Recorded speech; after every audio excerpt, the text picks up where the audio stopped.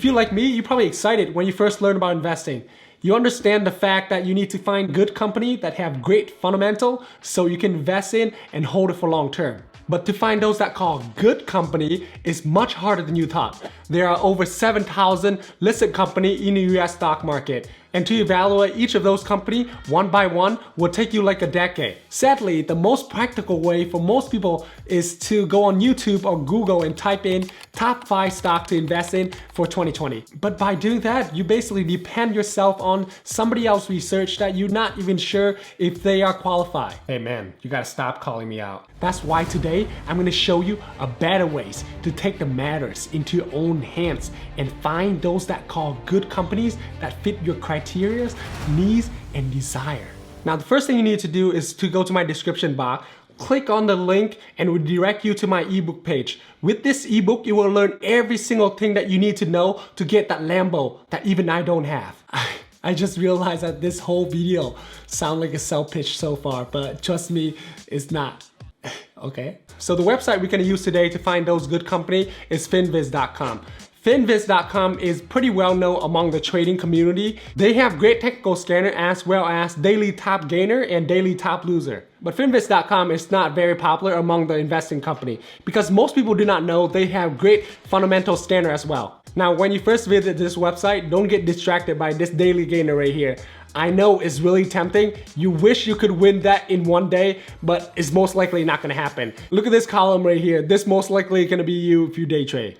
So the first thing you need to do is to click on screener. Now, this probably look very confusing for you right now because it is a list of 7,000 companies. But trust me, by the end of this, you're probably not gonna be here. But if you are, that's great. Now, you're gonna see this 3 tab right here. This 3 tab we're gonna use to narrow down those companies that we're looking for. The first tab is a descriptive tab.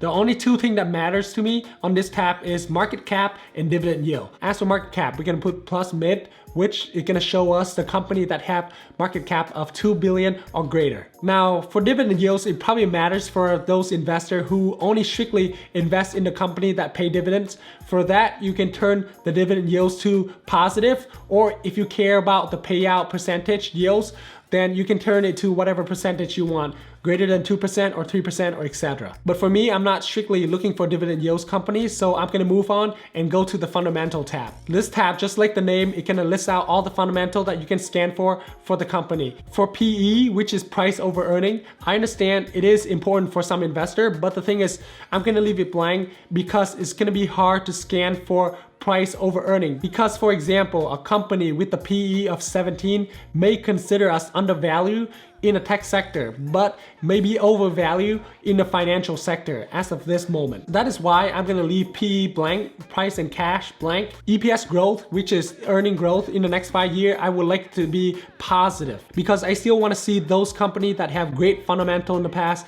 but now struggling a little bit, still growing, but not as fast as the rate. It probably sell for the discount price, and sometimes it probably over discount. That's a great time to buy a stock, not a financial advice. Now for the return on equity, which is ROE, I would like to be 10% or greater. Debt over equity, forward PE, price over cash flow, it can vary among sector. That's why I'm gonna leave it blank, just like how PE is. Now for sell growth past 5 years, I would like to put over 10. 10 doesn't seem much for 5 years, but even though it says sell growth past 5 years, it actually, if you hover over it, it will show that self-growth, annual growth over past 5 years. That means 10% each year over past 5 years. For ROI, I would like to put it at 10% as well. Growth margin and PEG is gonna vary between sector to sector, so I'm gonna leave those blank.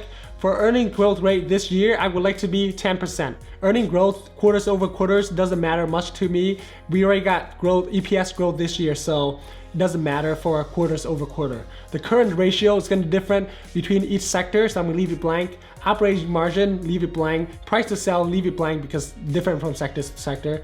EPS growth for next year. Now, you can play around with this one since this is only projection for next year, it's not the actual. So for me, sometimes I actually like to put in negative because it's gonna show me the company that already have great fundamental last 5 years, but the coming up years, they're gonna have a little bit hiccup. Now, this company gonna be maybe sell for a discounted price, and I'm actually looking for that. And this is supposed to be only a short-term hiccup because this is next year, earning per share next year, where before we have one of the criteria, which is earning growth per share next 5 years is already positive. That means they're gonna get back out of the hole for the next 5 years. But for now, in this year, it's negative. If you didn't like that idea and you do not want to invest in a company that have short-term problem, you can change it to over 5% or over 10% if you really want for a strictly growth company. For self-growth, quarter over quarter, not gonna matter much to me because we already have one for year over year. For quick ratio, it can vary between sector and sectors. We can leave it blank. Net profit margin, we can leave it blank. Price over book, we can leave it blank. Now, earning per share past 5 years is the most important one. We want to see over 10%. Now, like I say, it's not growth over 10%, doesn't mean it grows 10% over past 5 years. It actually, the annual growth over past 5 years, that means each year for the last 5 years, it's been growing at 10%. Now, as you can see, just by putting in this 8 criteria, we cut down from over 7,000 stock, now down to 17 stock. That's much more reasonable to look at individually stock. By putting in this 8 criteria is basically show you all the companies that have good fundamental for the past 5 years that's going to have a little bit hiccup in the next year, but you may be able to find some deal. It could be a short-term hiccup, but you have to do further research on each of the company, of course. Now, this is exactly how I found Twitter when it's around $28 to $30. Now, disclaimer, I do own Twitter in my one of my account.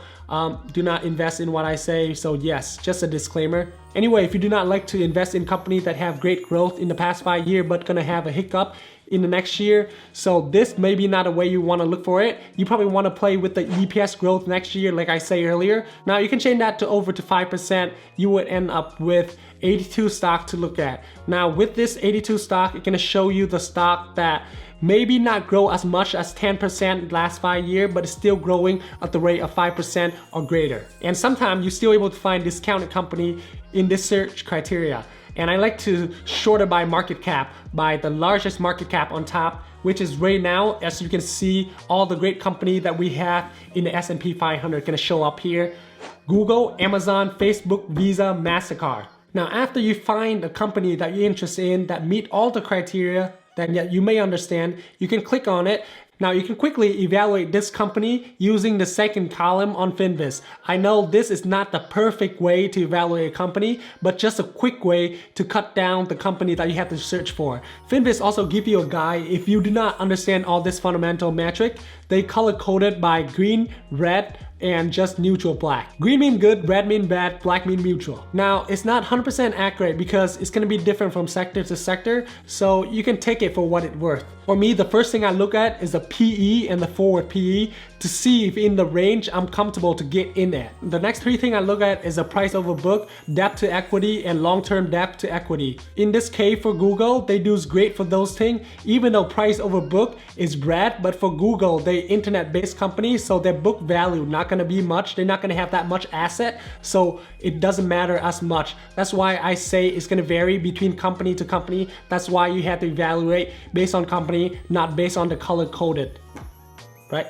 And yes, you can read a lot more about the fundamental statistic in the next 2 columns where you can see earning per share growth and as well as return on equities. I don't want to go into reading of each of this statistic right now and what it means because that could be a whole video by itself. This video is for searching a great company, how you can find them. Now, after you find those companies that you're interested in that have great fundamental, now this is only a statistic fundamental, so you have to do further research about the company, like how the company operate, reading their annual report, quarterly report, earning call, and find out who their CEO is to see if he's reliable and all that sort of thing, all that fun thing, yeah. And you'll be surprised because you're actually able to find all those fundamental data in the Weibo apps. And just because they're a great company doesn't mean you have to jump on them right away. They may be overvalued because they are a great company. So yes, do your own diligence, invest, but don't invest mindlessly. Not minus, mindlessly. So if you think the company overvalued, you can add to the watch list, wait for become fair value or discounted price, then you get in. So that's all the information I have for you guys for this week. Hopefully you guys able to learn a thing or two in this video. Let's pick out a winner for this week. Let's click start. Just waiting. Thank you guys for supporting me. Yes, the winner is Gen X Dividend Investor. Yes, congratulations Gen X. Thank you for supporting me. I know you've been supporting me. So yes, thank you very much. So yeah, I'm gonna do a silver coin giveaway in every single video now. So all you need to enter is hit the like button, hit the subscribe button, and comment below. And thank you guys for supporting me. My name is Kyle, your average investor, and you guys have a blessed day.